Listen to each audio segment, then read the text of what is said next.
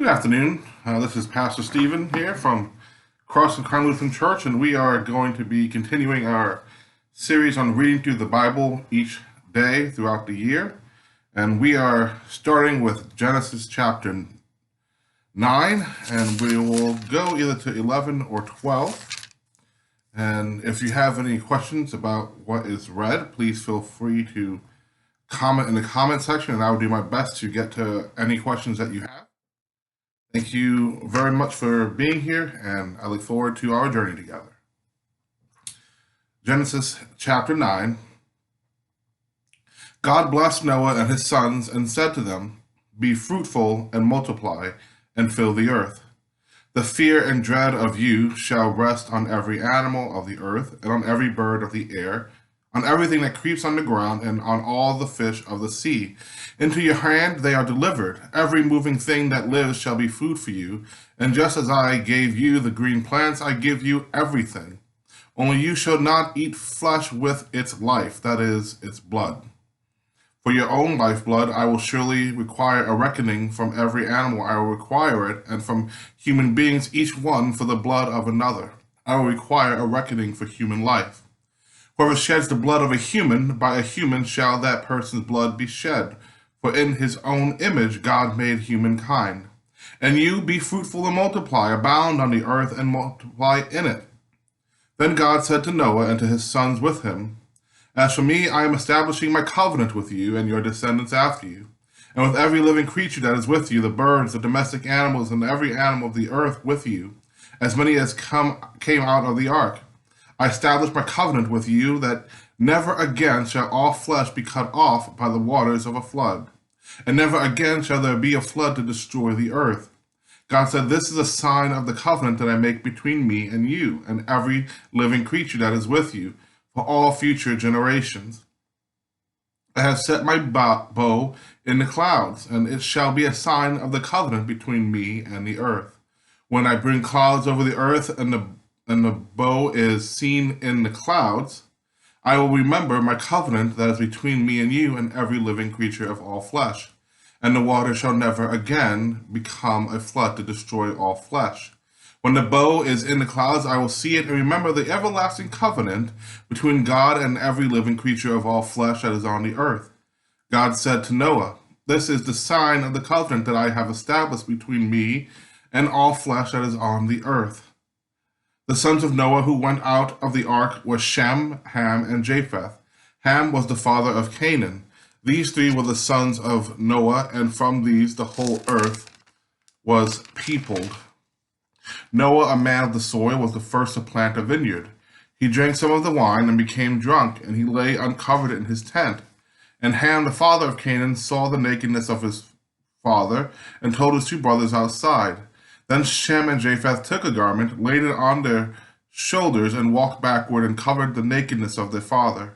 Their faces were turned away, and they did not see their father's nakedness. When Noah awoke from his wine and knew what his youngest son had done to him, he said, "Cursed be Canaan, lowest of slaves shall he be to his brothers." He also said, "Blessed by the Lord my God be Shem, and let Canaan be his slave. May God make space for Japheth, and let him live in the tents of Shem, and let Canaan be his slave." After the flood, Noah lived 350 years. All the days of Noah were 950 years, and he died.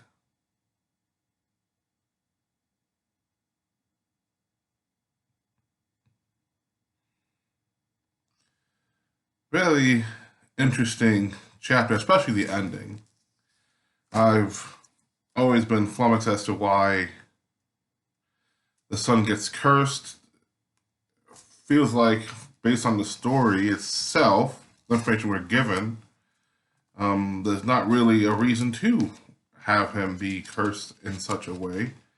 Maybe there's something that we weren't told, but that's always been a really weird story in the book of Genesis for me that I've never quite fully understood. But I do appreciate the first part of the chapter when God makes the covenant. And the interesting thing is, we would expect maybe God to make the covenant with just the humans. But God makes a covenant with all of creation, with the whole earth, never to destroy it again. And we see that it's not really destroyed, but made new. It's renewed in the book of Revelation. So, what a beautiful sight to see God's faithfulness to God's promises. Chapter 10. These are the descendants of Noah's son, Shem, Ham, and Japheth. Children were born to them after the flood. The descendants of Japheth were Gomer, Magog, Madai, Javan, Tubal, Meshech, and Tiras. The descendants of Gomer, Ashkenaz, Riphath, and Togarmah. The descendants of Javan, Elisha, Tarshish, Kittim, and Rodanim. From these, the coastland people spread. These are the descendants of Japheth in their lands with their own language by their families in their nations. The descendants of Ham are Cush, Egypt, Put, and Canaan. The descendants of Cush, Seba, Havilah, Sabta, Ra'amah, and Sabteka. The descendants of Ra'amah are Sheba and Dedan. Cush became the father of Nimrod. He was the first on earth to become a mighty warrior. He was a mighty hunter before the Lord. Therefore it is said, like Nimrod, a mighty hunter before the Lord. The beginning of his kingdom was Babel, Iraq, and Akkad, all of them in the land of Shinar. From the land he went into Assyria and built Nineveh, with Hobothir, Calah, and Rezin between Nineveh and Calah, that is in the great city. Egypt became the father of Ludim, Anamim, Lahabim, Naphtuhim, Pathrusim, Kasluhim, and Kaphtorim, from which the Philistines come. Canaan became the father of Sidon, his firstborn, and Heth, and the Jebusites, and the Amorites, the Girgashites, the Hivites, the Archites, the Hamathites. Afterward, the families of the Canaanites spread abroad, and the territory of the Canaanites extended from Sidon in the direction of Gerar as far as Gaza, and in the direction of Sodom, Gomorrah, Admah, and Zeboim as far as Lasha. These are the descendants of Ham by their families, their languages, their lands, and their nations. To Shem also, the father of all the children of Eber, the elder brother of Japheth, children were born. The descendants of Shem are Elam, Asher, Arpachshad, Lud, and Aram. The descendants of Aram is Uz, Hul, Gether, and Mash. Arpachshad became the father of Shelah, and Shelah became the father of Eber. To Eber were born two sons. The name of one was Peleg, for in his days the earth was divided. And his brother's name was Joktan. Joktan became the father of Almodad, Shephlah, Hazarmaveth, Jerah, Hadoram, Uzal, Diklah, Ubal, Abimael, Sheba, Ophir, Havilah, and Jobab. All these were the descendants of Joktan. The territory in which they lived extended from Meshah in the direction of Saphir, the hill country of the east. These are the descendants of Shem by their families, their languages, their lands, and their nations. These are the families of Noah's sons according to their genealogies in their nations, and from these the nations spread abroad on the earth after the flood. So in all those names and nations, there are several that you should have kept in your mind as we go through, especially names like Canaan, Babel, the Philistines, Nineveh, Egypt, Gerar, Sidon, Sodom, Gomorrah. Those are all cities and names that we will get to know, and we have kind of like the beginning of where everything is being set up in the land. So, shows the importance of the genealogies. We don't just skip over them.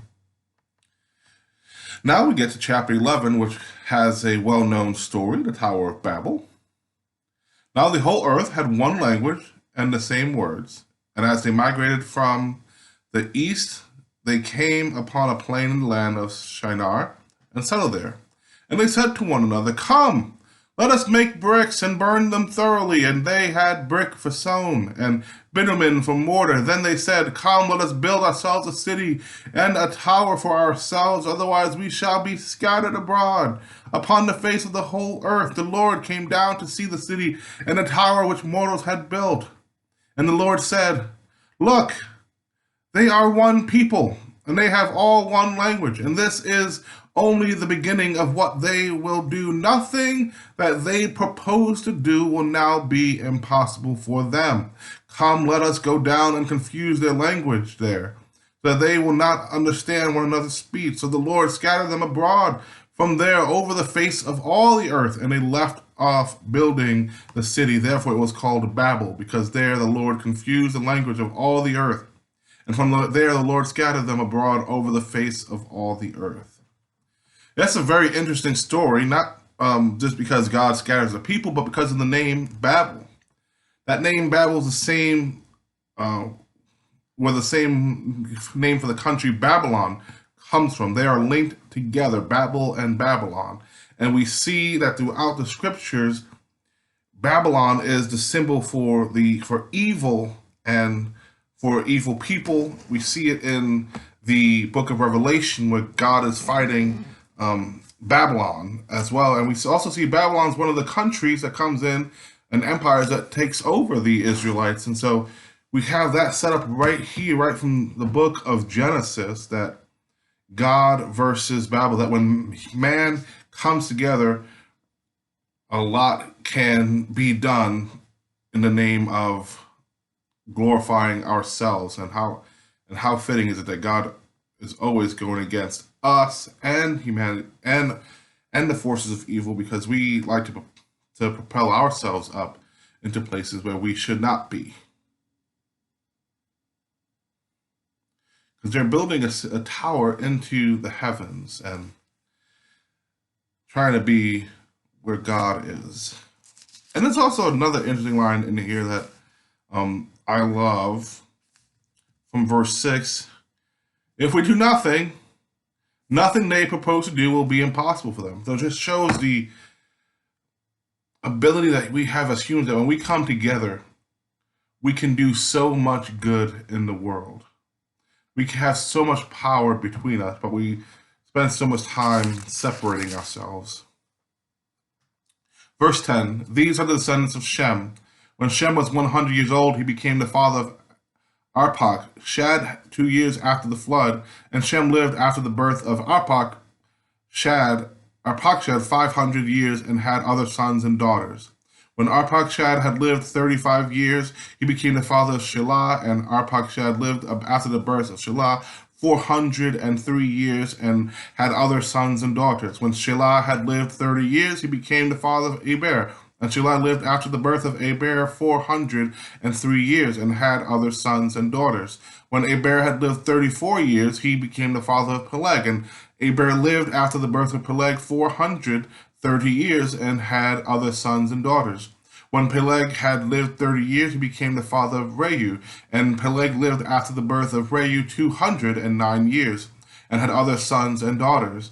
When Reu had lived 32 years, he became the father of Serug, and Reu lived after the birth of Serug 207 years and had other sons and daughters. When Serug had lived 30 years, he became the father of Nahor, and Serug lived after the birth of Nahor 200 years and had other sons and daughters.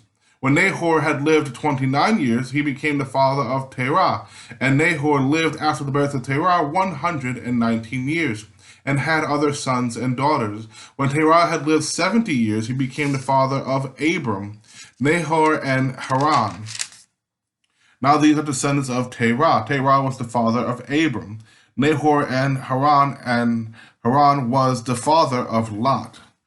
Haran died before his father Terah in the land of his birth, in Ur of the Chaldeans. Abram and Nahor took wives. The name of Abram's wife was Sarai, and the name of Nahor's wife was Milcah. She was the daughter of Haran, the father of Milcah and Iscah. Now Sarai was barren, she had no child.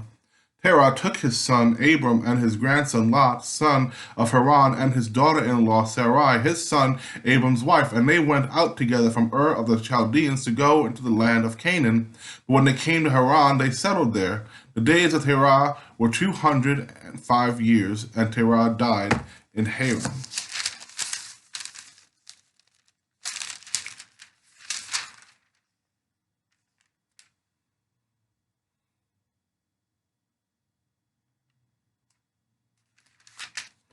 All right, so genealogies show importance. We are tracking Abram and his family, who we will read the call of Abram, back to Noah and his family. So we'll stop here and we'll read the call of Abram tomorrow. Thank you for joining me. I look forward to our continued journey together this year.